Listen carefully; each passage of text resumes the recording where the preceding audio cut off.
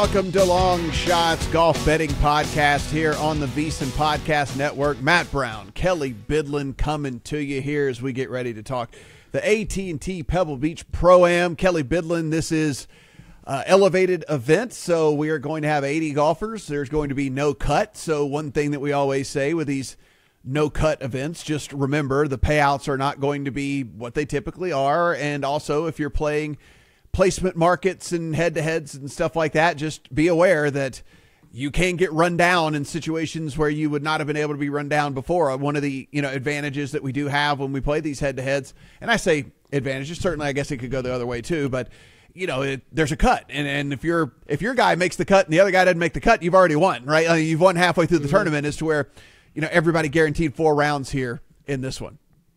Yeah, it makes it a little bit more dicey.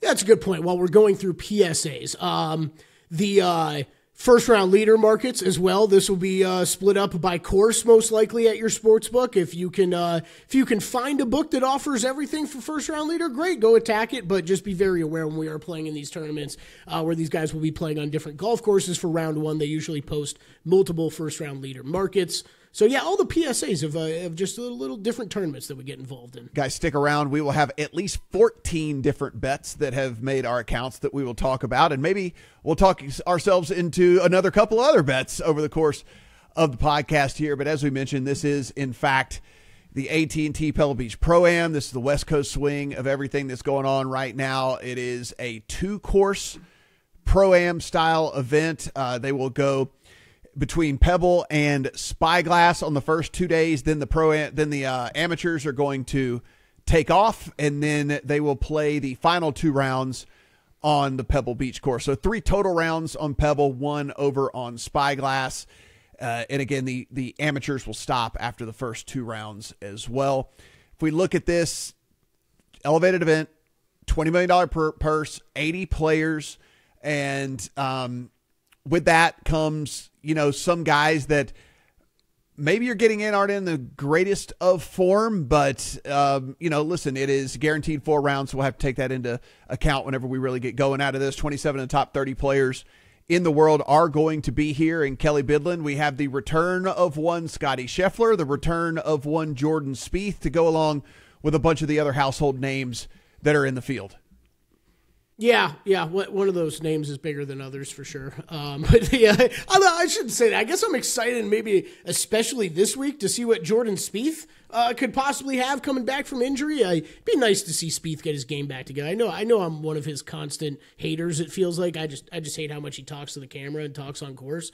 But Spieth is good. Good Spieth is good for golf, and it would be nice if he got back in the mix. Well, if you remember, he was playing pretty well before this injury. Like, it was to the point where we were kind of going, "Oh, is Jordan back?" And then the injury came about, and then he just kind of fell off a cliff again. So we'll see what he looks like returning from injury. One injury that will not be returning from is Xander Schauffele. He is not in the field with this one, so he still battling with his injury. We do have a bunch of the former winners in the field as well. Last year's, weather-shortened winner in Wyndham Clark, Justin Rose, Tom Hoge, Nick Taylor. Of course, Jordan Spieth also won this event as well. So just to kind of keep you up to date on those guys. And then Pebble Beach, Kelley, as you were kind of doing your research here with this, I mean, the stuff that really stood out to me about just Pebble Beach in general, yes, weather can take over like we saw last year. That said, forecast does not look as of right now like it's going to be bad weather. So I think we at least have to prep for this to be a pretty clean tournament and be ready to pivot if it does change on us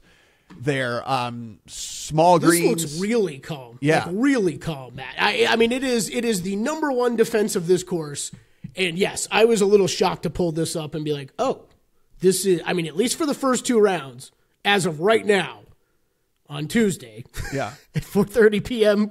Pacific time, it looks very, very quiet here on Thursday and Friday. So, we'll see. Which should make this course pretty scoreable. It should make it scoreable. It is a short course. And while the greens are small, if you're not having to battle the wind, we'll still be able to hit these things. A lot of emphasis on wedge play, scrambling, kind of good drive percentage, things like that. Going to be less than driver on a lot of these holes over on Pebble Beach as well. Pretty tough putting conditions would be another defense here to this one. Over on Spyglass, a little bit longer. It is tree lined. There's some elevation changes and things like that. a little bit tougher off the tee, but not super, super difficult here. And the greens, while small, are at least a little bit bigger than you get over at Pebble. Average about 5,000 square feet to where you get 3,500 square feet over there over on Pebble. Any other kind of course factors that you looked at here? Any of the stuff that really stood out about the courses themselves? I mean, mainly just focusing in on Pebble too. I think as we talk about this and we are dealing with multiple courses, I'm mainly just running models based off Pebble. I mean, if these guys are going to play three of their 4 rounds on there, so I really not paying as much attention to Spyglass. And this is another one of those where they're pretty comparable stats wise, anyways, of what you need from one to the other. So I'm not overly concerned about that, but it's always something to keep in mind. Short, I don't know what you did off the tee wise, but it's, these are pretty wide fairways, 41 yards on average. You don't really have to be extremely accurate here. Length is kind of just dampened anyways because of there's a lot of just kind of layup spots and spots these guys have to hit to where distance isn't really helping you out nearly as much here with how short of a course it is. And I think the greens and around the green game is fascinating here. And I feel like I look more into it almost every year we go to break down this tournament. Like I think you put it perfect of when you're on the greens, just some bumpier POA that just a little trickier to putt, especially when you get, like I broke down kind of 5 to 10 feet, 10 to 15 feet, those ranges pretty severely because that is really where we've seen a lot of the winners come from in the past, those guys that are able to make those mid-range to a little bit longer putts because it is, of course, it is tough to make those on. And then around the green's fascinating here because of how small the greens are. You're going to have to play more from off the green than you normally would. You've got a lot of bunkers here, both in the fairway and around the green areas that you're going to have to contend with. But it's like overall difficulty, Matt, not all that difficult, from a tour average perspective, kind of on any of it. So it's one of those rare events, I think, where you're going to have to play more around the green. But with it being gettable, I think those guys that are elite around the green players have a chance to, chip in from off the green, right? To put one really close to set themselves up with. I think you get those opportunities here at Pebble that we don't see at many other tournaments. Yeah, it's a course, and we'll talk about the stats that mattered to us and why they mattered to us, but certainly something where, your short game, your around the green game, your scrambling game is going to play, certainly going to play a role in all of this. Like we said, weather, typically something we're really worried about here. Everything that I've seen does not look like that. So again, I'm not looking at splits as far as, AM, PM, things like that. Kelley, you did mention we're doing this on Tuesday afternoon. Things can change for sure, but I think it's worth noting where, in the past we have done kind of, all right, let's look at these AM, PM splits. Let's see who gets the, air quote, good end of the weather. That did not factor in for me this week. Mm-hmm. No, me neither at all. And it's one of the first things I put up. Like you said, we go and talk Pebble, go talk any of these coastal courses. It's one of the first things I do look at, just because if it might be easy to start crossing off names, right? It's really more from that perspective for me. The one weather note I actually wrote down is just that there was a frost warning in effect this morning. So some of the guys who went out there to play practice rounds, they got delayed a little bit on their practice rounds because they couldn't get out on the course. So maybe that's a factor, but I don't really expect it once we get into tournament play. But honestly, I was expecting to write down different wind stuff for different days, and that really is not a factor, it looks like, this weekend. But, plenty of time. Yeah, I got pretty close given the conditions to also, looking at guys that play really well in I'm not going to say easy scoring conditions, but at least easier scoring conditions, because I think that given the length of Pebble and how short it is, and yeah, I understand that means less than driver and stuff like that for a lot of these dudes, but less than driver for a lot of these guys is every bit past your driver. That if you play golf outside at home and and things like that. So I didn't get there with that. That's not to say I might not run another couple models between now and then if this weather forecast holds, and maybe put in like optimal scoring conditions and see if that changes anything along the way. But I just wanted to at least leave that disclaimer out there that I didn't put in any type of scoring conditions in the model, but I might. Yeah. Yeah, no, I didn't either. But yes, I think this is a tournament. You always got to be aware of it. Stuff could change. So yes, I think if you're doing stuff like we are at home, leave yourself an opportunity to open that back up and refactor some things. One of the things I wanted to hit on with you is just. I'll tell you, this is one of those tournaments where I think early in the year I draw off of pull from tournament history a little bit more than I'll do in the middle of the season when we're really going more off of recent form data. Man, I'll tell you though, man, there were not a lot of guys that aligned for me of, hey, this guy is really good. Recent form stuff that I'm looking at has played a couple tournaments already this year. I'm confident in what he's doing with his game. And he's played well here in the past. There was not many of those crossing over for me. So I really have a lot of my guys on the card do not have a ton of experience or a ton of great experience here at Pebble Beach. And I did feel a little bit more comfortable with that, with the weather not looking like it was going to be an issue. But I wanted to bring it up with you because I do think that is something I tend to focus on a little bit more at the beginning of a season. But I can't play guys that might have great course history somewhere if they are playing like crap right now. Yeah, no, I'm with you. There is a little bit of stickiness to the course history here.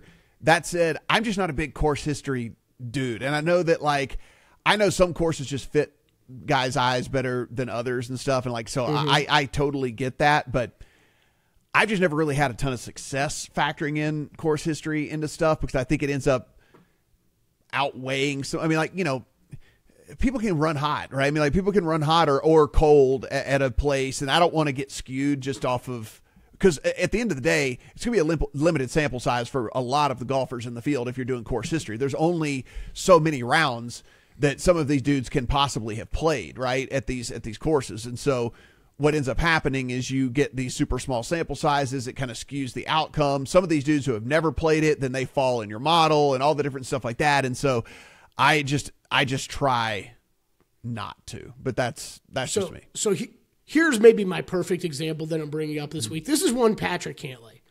In 4 of the past 5 years here, he's finished T11 or better. He has a T11, a T4, a T3, and a T11. But you know what concerns me, Matt, when I look at 2 tournaments so far this year and we're red in approach. And Patrick Cantlay has a very well-rounded game. Obviously, to see he's gaining putting, he's gaining around the green, gaining off the tee is great. Off the tee is a little mitigated at a course like this. And if you're struggling with your irons to start the season, I don't really know that I want to focus on a guy on a second shot golf course like this.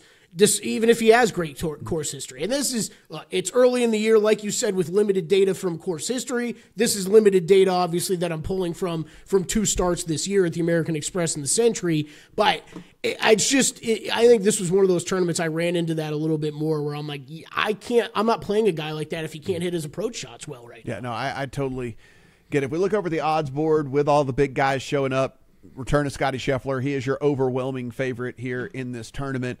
Then we get to Rory McIlroy, Colin Morikawa, Justin Thomas, Ludwig Åberg.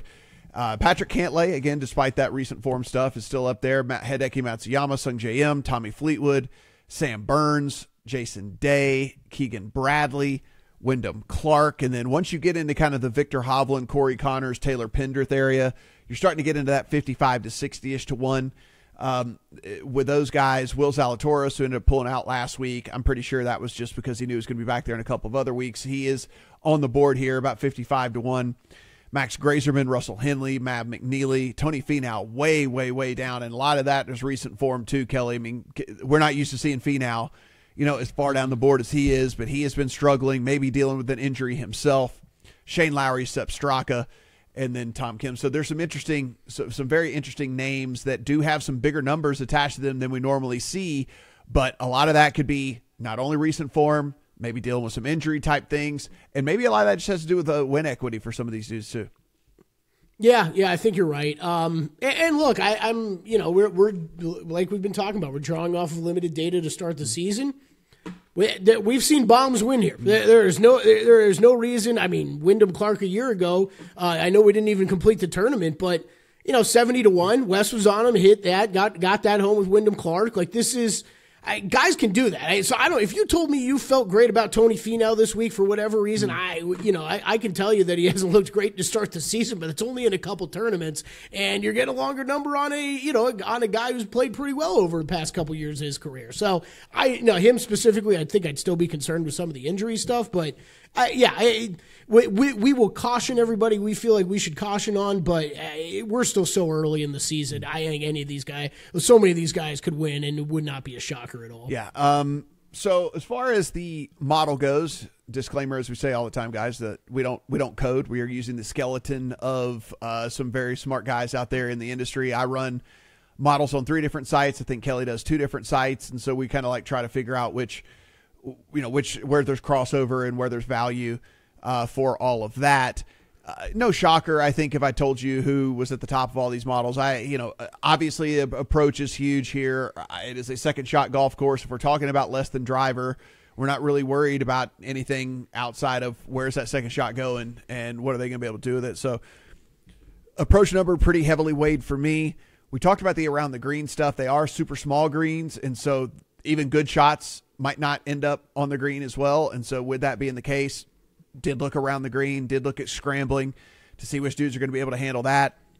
Birdie or better percentage, need and maybe some opportunities gained as well for some guys that are able. Again, like I said, I think that this is going to be pretty good scoring conditions. And if that's the case, then I want to see dudes that take advantage of their birdie opportunities and getting that in there. So I did birdie or better, and I also did opportunities gained. And this is something that might not be in everyone's models out there, but it's going to find its way into mine, given the conditions I think we're going to get. Good drive percentage for me. And then outside of that, just a sprinkle, Kelley, on kind of some bogey avoidance stuff. Did a little bit of strokes gained on short courses, just more of as a tiebreaker type deal to see who handles those well. And then a tiny bit of, where was it? Oh, yeah, a tiny bit of total driving, and I mean tiny bit, but it was just more of a, hey, Spyglass is more, at least a little bit more traditional. There is going to be a little bit more driver over there on that course than whatever else. So it's still with total driving, blending the length with accuracy. So put that into the model as well to see what it spit out. What did you throw in?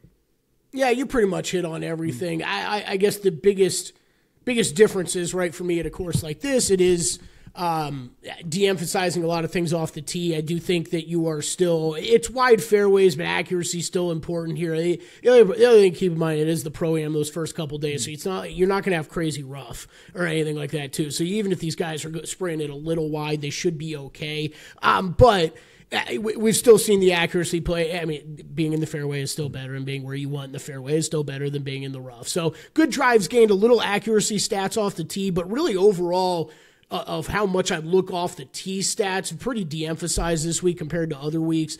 And then, heavy on approach, you kind of nailed everything. Approach, really proximity buckets of the wedges, so anything from, I scaled from 50 to 125 yards is what I really looked at, focused in heavily on those, actually. Opportunities gained, you brought it up. I love that stat for multiple reasons. I think look, it's an approach shot that's putting you within 15 feet with a chance to birdie, right? But I think at courses like this, where you're dealing with small greens, I think a stat like greens in regulation can be misleading for when you're going into a course like this, because the greens are going to be smaller. Well, I don't care what guys are doing how they're doing on hitting greens that are almost twice the size of this. I need to know guys are putting it close to the pin, and that's even more important in a course like this, especially with the scoring conditions. So I love that stat. I think it's really important in a week like this. But yeah, opportunities gained, birdie or better, like you said. And then, around the green scrambling, we talked about that already. I'm definitely emphasizing that more this week than I typically do. So definitely want to bring that up. And then a kind of mixture of putting stats that, that you and I don't think you or I usually factor as much. Definitely not me. I don't want to speak for you, but usually don't nearly as much as I did this week. Not that I went crazy, because it's a little bit of a blend for me. It's 3-putt avoidance. I think that's important to look at when you're looking on, especially again, on small greens. If you're 3-putting on small greens, it's like 4-putting on big greens. greens, right? That's a major problem. So 3-putt avoidance, I think, is great whenever you're looking at smaller greens.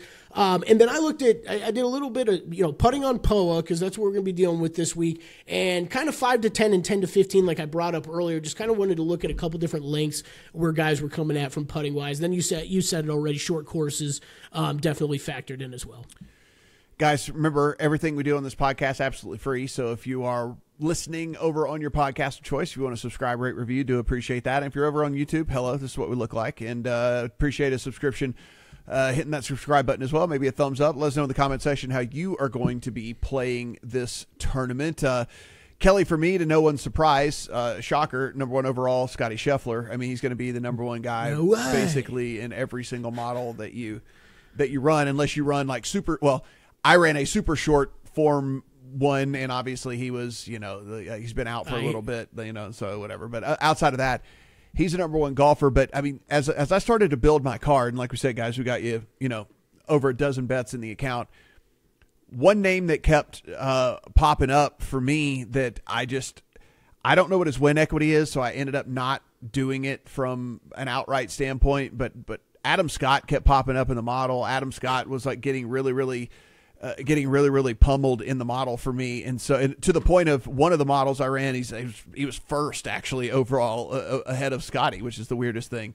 So that would be mine right there if you're watching at home. And Adam Scott comes in at number 3, only behind a Scotty Scheffler and a Colin Morikawa. So I played a top 20 on Adam Scott. I might add a 10 as well. I might even add a 5 just to kind of see if I can capitalize on a kind of a 99th percentile outcome here for him. But in a limited field, there's only 80 guys in this thing. I think that it's going to him going into this thing knowing he gets 4 rounds no matter what, a guy that's been a long time grinder and all of that. And you said it. I mean, he popped in your model too, because a lot of the stuff that we're trying to find in a golfer this week has found its way to Adam Scott. Now, I don't know his win equity is, which is why I don't really like him outright, but did play him in a top 20.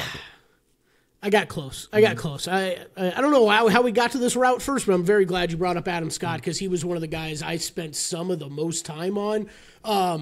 Like you said, he rated out very highly for me. I actually feel like we've brought him up a few times. I feel like you bet him semi-recently. I've bet him a few times here going back to like end of last summer.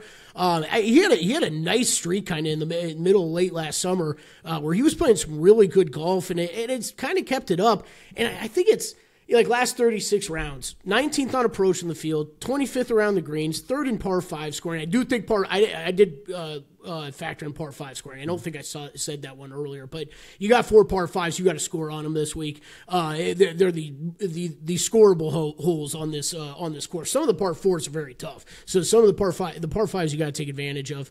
3rd in par 5 scoring, 7th in POA putting in the last 36 rounds here. So, looking kind of great in all those wedge buckets, proximity buckets I was looking at. So I did not end up betting it outright. I as well bet a top 20 on him. I bet it pretty heavily. I think that's where I'm going to stop, Matt, because I had the same questions you did. It was, what's the win equity? Can I really trust him to get this home? Based on the odds, I wouldn't hate it if you added one.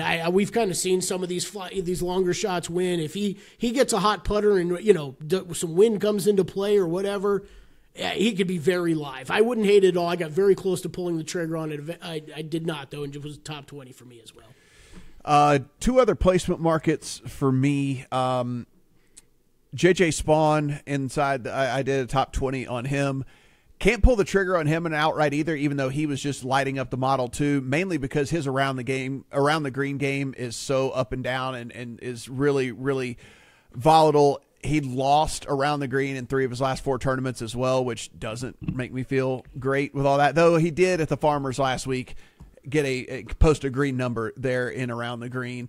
But this is a guy that is, if you look comparatively to where he is in the model for me, Kelley, to his odds, I mean, he is 16th in one of mine. He is 12th in another. And then if I did like the shorter like kind of the closer one, he actually moves up a little bit higher. So again, not willing to pull the outright on him, but I think that he can grind enough here. And even with the around the green woes, with how good he's been on approach, maybe he doesn't have to utilize that as much. And so even though the deficiency is there, maybe he can get me a top 20.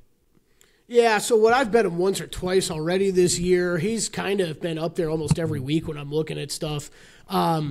I think my takeaway from kind of even just looking at kind of with these finishes up on the screen right now, it's I think I trust him a little bit more at some weaker field events, and I think that's where I'm going to be playing with him a little bit more here. But based off the numbers you're looking at, betting odds, yes, he checks out. He would make sense for me as well. Again, I've already bet him once or twice this year. You said you had another couple of placement markets as well.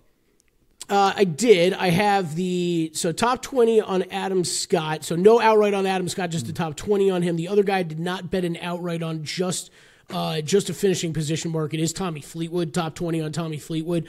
He's a guy, look, he's coming over here, making his debut, PGA Tour debut this week, but he's a guy, and I know you weren't on the pod last week where I was talking about this with Shane Lowry, where he's played a ton through the fall, through the winter on the DP World Tour. Has played very well over there. T21 Dubai Desert Classic already this year. T16 going back to November. T6 third. T3 T12. A lot of great finishes on the DP World Tour. Plus going back to what we saw early at the end of last year, you're talking to a guy, he has not finished. If you go back to the Olympics, he hasn't finished worse than T22 in any tournament that he's teed it up in. So this is another guy with an example. Okay, Adam Scott, the one guy I think I did bet this week that does have some Pebble Beach experience. It's just been light in recent years, right? Tommy Fleetwood's one of these guys. He doesn't have much experience here. I'm just going to go with how his game's been recently. As you've cautioned the podcast listeners many times before, and usually while talking to me directly, not worth an outright bet, but I think a top 20 bet with Fleetwood makes a lot of sense here. I have a top 10 on him. He's my last placement market. Yeah, he's my last placement market guy this week. Same deal. I don't have a ton of confidence in him getting the deal done. He's proven to us that he can't really get the deal done when it's been given into him. But, I'll play on this dude playing some really solid golf for 4 rounds and get me a top 10. If you look and at less than driver courses over the last 75 rounds, because I went out with who's good at this over the last several years, right? Mm-hmm.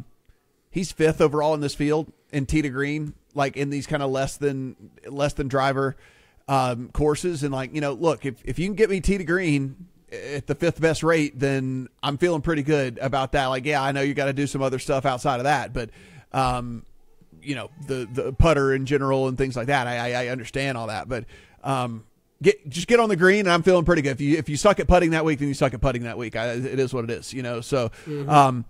Top 10 on Fleetwood. And like you said, it's not a guy until he proves it to me, Riley. He's not a guy I feel confident with an outright, but he seems to always put together 4 pretty solid rounds.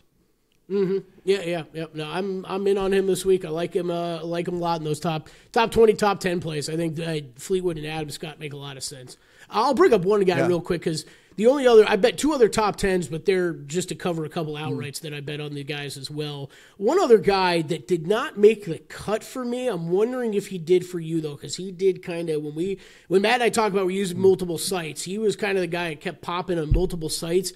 I think though he's played so little that we're drawing data from too far back for me to feel comfortable with. But that would be one Russell Henley, who, look, he's a very good, very good approach player. He is a guy that I think would make a lot of sense at this course, and really rated out kind of in that, top 10, back end of top 10 range for me, Matt. Almost everything that I ran. Yeah, he's not the big time par 5 scorer, but driving extremely accurate off the tee. Not terrible around the green stats. When we talk about those wedge proximity buckets we're looking at, I mean, he is one of the best in the field. So I got very close in 6th in short strokes in short courses. I'm looking over at Rick Rungood right now. But he was a guy I got really close with. I don't know if he was one you considered at all. I think my final decision was I'm going to leave him off the card because I think we're pulling data from too far back with him because he hasn't played all that much. But any consideration with him for you? Yeah, I looked into him a little bit, but the thing was it kind of was a deal where it felt like his price was appropriate to where it was for everything. Okay. He's down at like 19th on one of mine, 21st on another. So he didn't really. So he was a little higher for me. Yeah. So he didn't like super pop for me. And so given where his odds were, I was like, I don't know. But I mean, here's the deal. He is kind of like the prototypical guy you'd want for a course like this. I mean, like he's a dude, maybe if you're playing like DFS, it would be a good guy to get some exposure to and whatnot, because if everything's popping for him, this is the type of course where he can really do some damage. Should make sense, right? He's not the longest guy off the tee. Fine, that doesn't matter as much this week. He's extremely accurate. We talk about those proximity buckets. He's one of the best in the field if you're just looking at stuff like that. So, kind of like you said with Fleetwood, if you're able to keep it in the fairway and then hit the green from the fairway, I'm feeling pretty confident what you're going to be able to do. Yeah, I'm with you there. So I ended up with 5 outrights. Didn't think I was going to end up with 5 outrights, but it was just, again, where guys were popping for me and ended up not necessarily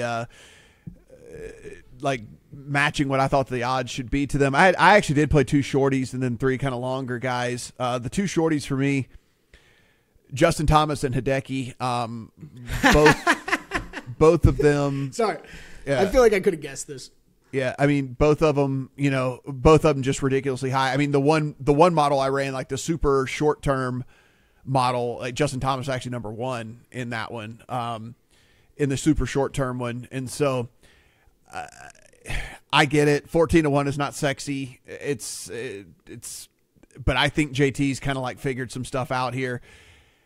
I can't help but get drawn into the fact that, when his irons are on and he's not having blow up holes and stuff like that, like that's when he can really do some damage. And he's looked really good here early on in this season. So really I'm going to try to ride whatever he is fixed mentally right now until it goes off the tracks, and then I'll bail on it. But like, it seems like for at least now he's figured it out. And so not one that I love to play at that short of an odds, but I do have Justin Thomas in there. And then Hideki, again, it's just like, oh, you mean iron play and whatever? And like, yeah, I mean, Hideki, like it's like second shot golf course, Hideki, right? I mean, like who stiffs the irons better than Hideki whenever they're on, right? It's nobody. So, given as much credence to approach as I did and all that, then yeah, I mean, those guys were just, they had to be bet for me.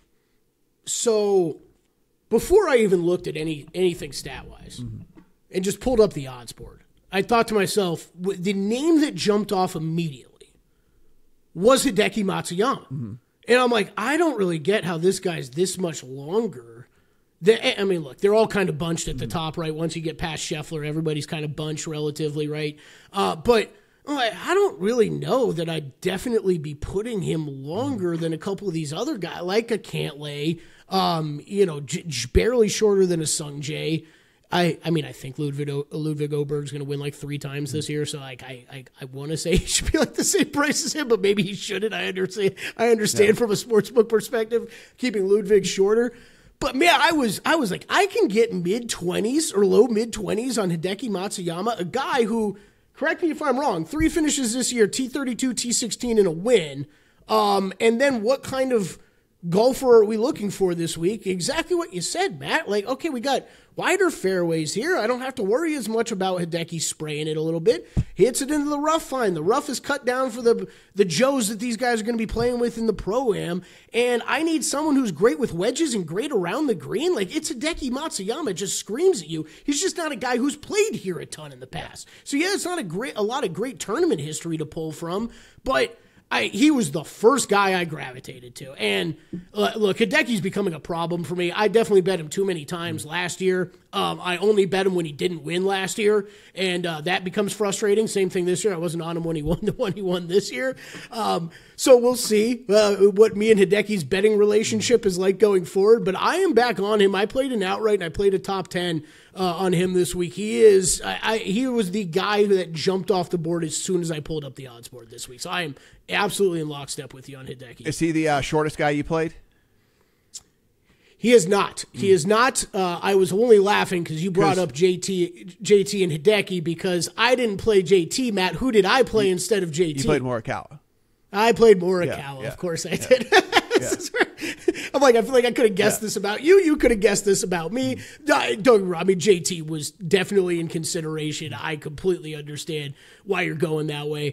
But yeah, Morikawa, look, this is probably going to be pretty regular for me this year. I mean, he's second in his only start. Yes, was a withdrawal before the Farmers. But he was sick then, right? I'm going to guess that in 10 days he's feeling a little bit better unless he's really battling with something absolutely terrible. And again, the type of profile that we're looking at here, right? It's okay. I need someone who's going to be good with their irons and their wedges, and that's Collin Morikawa. He's one of the best on tour with them. So yeah, that's where I went. Morikawa, played the outright price on him. I got a 15-1. I know it's more like mainly 14s. You can find out there. I would bet that at 14-1 though. And then I played a top 10 on him as well, just to kind of cover that. I mean, look, Collin Morikawa, Xander Schauffele top 10 bets were like basically saved my entire golf betting year last year. So that is one you're going to probably see very often at the beginning of the season for me is Morikawa, Xander Schauffele whenever he gets back, right back in the top 10 spot. So outrights Morikawa and then a top 10 on him. And honestly, that's my whole card. I did play a matchup as well. Only one matchup for me so far. I know obviously everybody listening to us does not live in the state of Nevada, but I will bring it up to Matt right now. Stations. Tip of the cap to them because I saw more matchups posted at Stations this week than I think I've ever seen at any sports book ever. Wow. Like ever in any golf tournament. Okay. So shout out to those guys. I thought it was very impressive. Played a Morikawa over McIlroy matchup.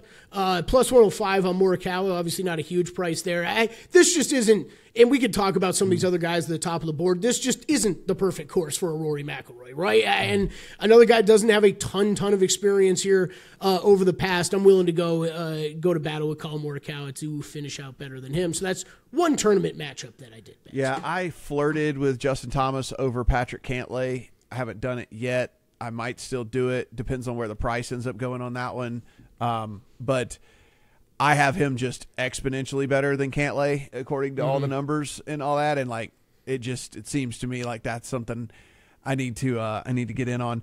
3 other outrights for me, 2 in the middle range, 1 in the long range. A real quick reminder, guys, if you're just joining us or just found us, for these shorter outrights, like I'm giving you the outright price, but just understand there's always some sort of like, I'm not getting my heart broken attached to it. So if like Justin Thomas, I have a top 5 as well on Justin Thomas. Like on Hideki, I have a top 5 on Hideki. So it's basically like just always assume it's a little bit less than a unit, and some of that is gone over into, because we don't get each ways here. Like, I know some of you guys live in markets out there. If you're in a Bet Rivers market, if you're in a Bet 365 market, you can actually bet each ways, but we don't get that in Nevada. So like I have to do my own each way. I have to cover my own ass like in this. So just again, moving forward, that's kind of how this all will work out. I'm glad you brought that up because it is one thing that me and you bet a little bit differently. Like I kind of went through my whole card. I'll usually just cover with top 10s, and then I'm probably betting those a little heavier than what you're betting with the top 5s. If you know what each way betting is, yes, Matt is pretty much just splitting that up directly to factor in a top 5 helping you cover there, right? Yeah. I mean, that's what you're doing. I'm doing a little bit differently, kind of going out to 10 spots. I'm not going to make as much if the guy, comes in to 4th place, right, as Matt's going to make, but I'm a little bit more comfortable with backing it out to the top 10. The 2 guys in the mid-range, Bob McIntyre, Shane Lowry for me.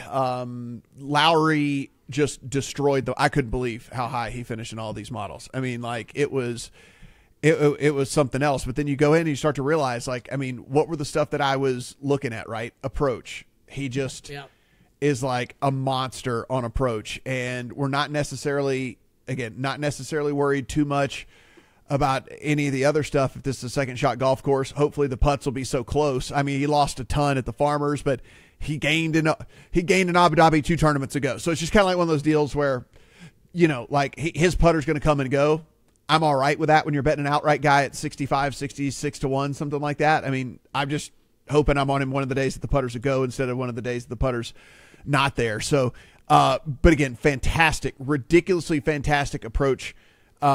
numbers, has not had a negative approach tournament since June of 2024 for Shane Lowry. So this seems like the type of tournament here too, where you're going at a guy that isn't necessarily known for bombing it off the tee, doesn't have to here, is just going to go out there and do what he does. So I think Shane Lowry was a pretty great play here for this tournament in particular. We didn't talk last week on the pod. I loved Lowry last week. He was making his PGA Tour debut, but this is another guy like we talked about with Fleetwood. Just look at what he did throughout the entire fall over on the DP World Tour. Just incredible play out of him. You might be talking me into. I want to talk Scheffler eventually, but I ended up with so little outrights because I actually was first thinking I was going to be on Scheffler and then kind of had to retract, back away and kind of reapproach things. So I'm waiting for Matt to talk me into one or two. It's like you're talking about Shane Lowry at that long of a number. I might be back in on because he didn't pop as much for me this week, Matt, but last week I had the same reaction you did. I was like, I know it's his first event back over on the PGA Tour, but where he's showing up on everything that I'm running based compared to what we're getting odds-wise is just not matching at all. So I might play with you as well. I think last week, look, he missed the cut last week. I think it's tough to draw too much away from that. That course was playing hard. Like, that course was playing hard.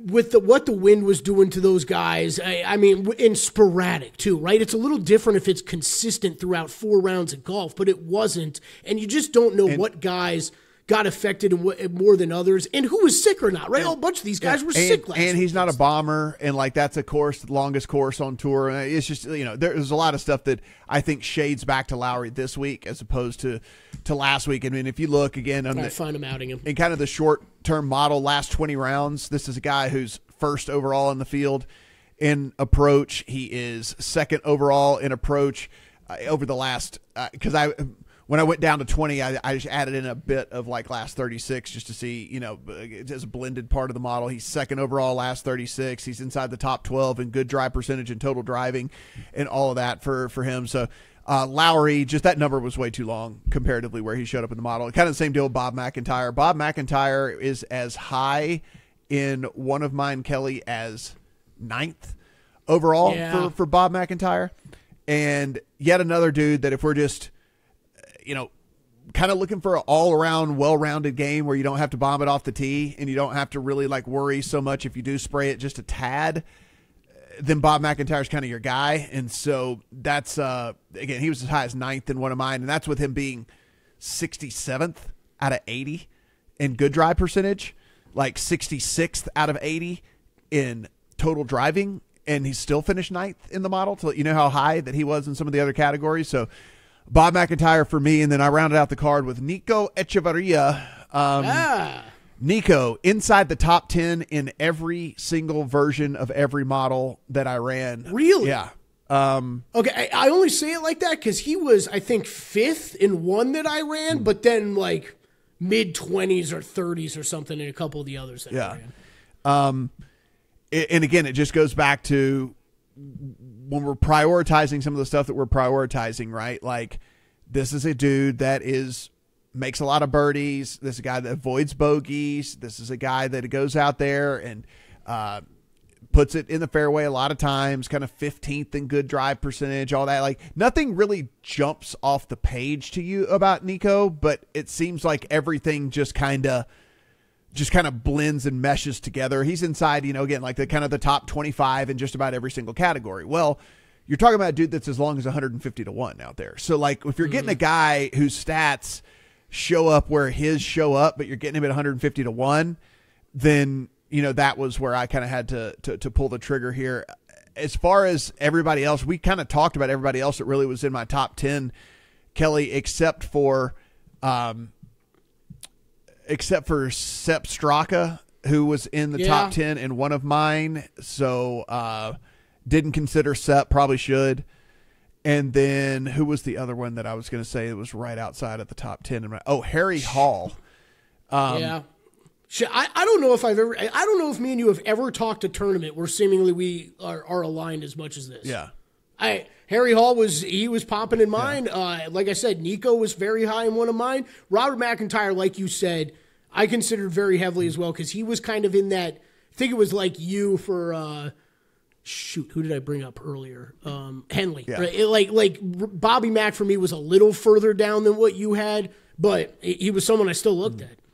Yeah, it's so again for DFS pools and stuff like that, I can give you some other guys that were at least inside the kind of top 15 who, I didn't really consider for outrights, or even placement market stuff, but like for a DFS lineup, like I said, Harry Hall's one.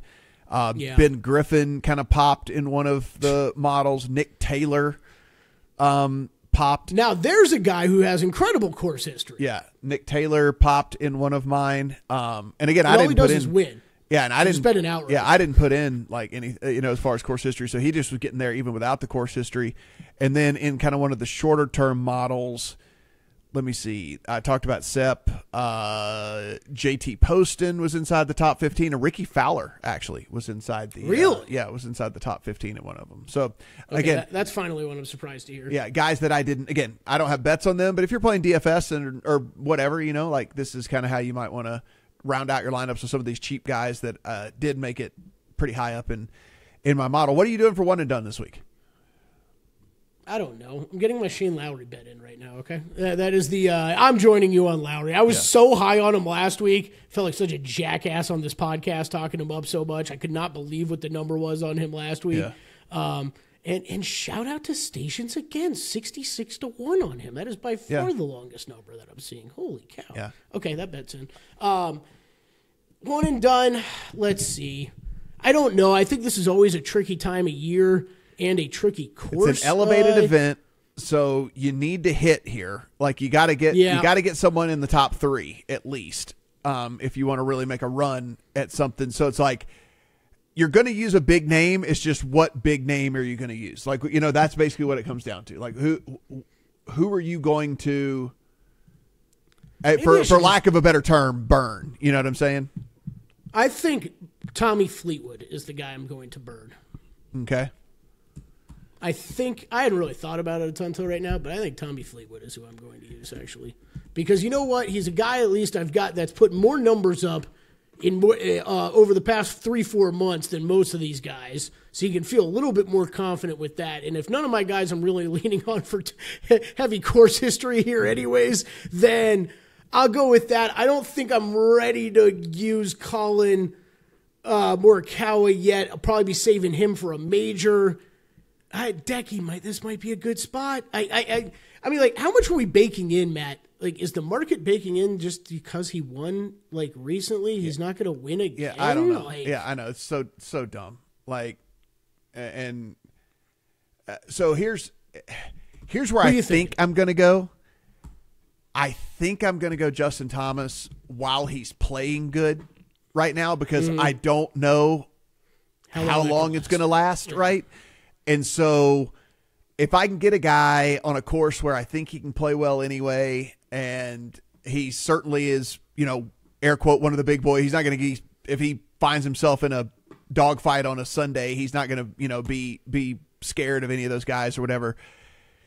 I think I got to take advantage while he's still playing good. That's kind of where I'm leaning right now on the one and done side of things, because I don't want to be like, oh, I'm going to hold him and whatever, and then he falls apart again. Like at least while he's got it together. I think that's fair with JT. At least while he's got it together right now, then I kind of want to use him while I've got him together. It's probably a good. It's probably a good same argument for Hideki though too. Yeah. Maybe I should be looking at Hideki. I might play Hideki. It's going to be Hideki or Fleetwood for me. Yeah. I do want to talk to you about Scheffler because I don't know that there is a. When I first pulled up the odds board and then I looked at it again today, I couldn't believe what Matsuyama's price was. And look, when you're seeing a 5 these days next to Scotty Scheffler, it makes you gives you a double take for sure. I mean, we know everything what's happened. He's coming off an injury. Look, he cut his damn hand open, and especially if we're talking at a course where it's going to be a lot of short game and putting. Yeah, hands seem important in golf, period, but especially this week. I went in at first, Matt. My approach was I don't care. Scotty Scheffler. I don't really. factor in the injury stuff too much. Yeah. I think if the dude's good enough to play, he's not showing up until he's good enough to play. And if Scotty feels like he's good enough to play, then he's good enough to go out there and beat 79 other guys on a golf course. And when you're getting 5-1, look, yeah, we often talk about full field events where, okay, you know, almost half the names you could usually toss out anyways of not having a chance. But it's still 80. It's only 80 guys, and you're getting 5-1 on him or around that number out there in the market. I've seen over 5-1 at places. I'm not going to blame a single human being that decides to play Scheffler this week, because this could very easily be the longest number you see him at all year long. And I had a lot of trouble getting away from it. I thought I was going to bet him outright, and that was basically going to be my only outright. These other guys I'd play in finishing position markets. But then I started thinking about a couple things. This is a tournament where guys are going to go lower. It's going to turn into a bit more of a putting contest, which I'm not. We often talk crap about Scotty Scheffler's putting game. I'm not trying to say that, but it lends to higher variance, right? So if a guy gets hotter with a putter that usually isn't great with his putter this week, it could just be enough to surpass where Scheffler's at. And I think that Scheffler's awesome everywhere. I think ideally you want to use him at some tournaments that require a little bit more off the tee than what this is going to require out of him. And then wind, right? I know it looks calm, and that's why I was confident to bet him at first, because it looked calm and it was going to be fine. But like I said with putting, if it gets windy out there and it hits your guys at the wrong time, it could throw everything off. So I ended up talking myself out of it. I guess we'll find out if I regret it or not. But did you consider him at all? How much time did you spend on him, or did you consider fading him? Because I feel like I know some guys that are fading him. Not fading him, but also not playing him, mainly because of what you said. So if the weather conditions were worse in this, then Scotty Scheffler becomes way more appealing to me, because he's just a better golfer than all these guys, and he's going to figure out how to make it happen. Knowing that it looks like it's going to be pretty prime scoring conditions, he can play 4 great rounds and still get beat by any of these dudes, because all of these guys are awesome, you know? And so like the thing that by Nick Taylor, who gained 7 strokes putting. Yeah. It's so if the weather forecast had been worse, then I would have been much more interested in Scheffler. But since it looks pretty benign, any of the guys we just mentioned can literally go out there and beat him. And he wouldn't even have to play bad. He could play 4 really great rounds of golf and still lose. So yeah, that's kind of what and I'll tell you, the next thought I had was, hey, I'll play a top 5 on him at -110. We bet -110s every single day when we're betting sports. So, you can play -110 on a top 5. But if we know all these guys are going to go low, it's like how you talked about near the beginning of the pod. You've got 4 rounds. There's no cut. These guys can easily work their way into these top 10, top 5 ranges when they didn't look like they had any shot around before. I don't think I want to mess around with that either. So I am skipping Scheffler. I'll tell you, though, I tore myself up about it for about an hour and a half today. Like, it was I had one game plan where I was forming a card completely around Scheffler as like my solo outright.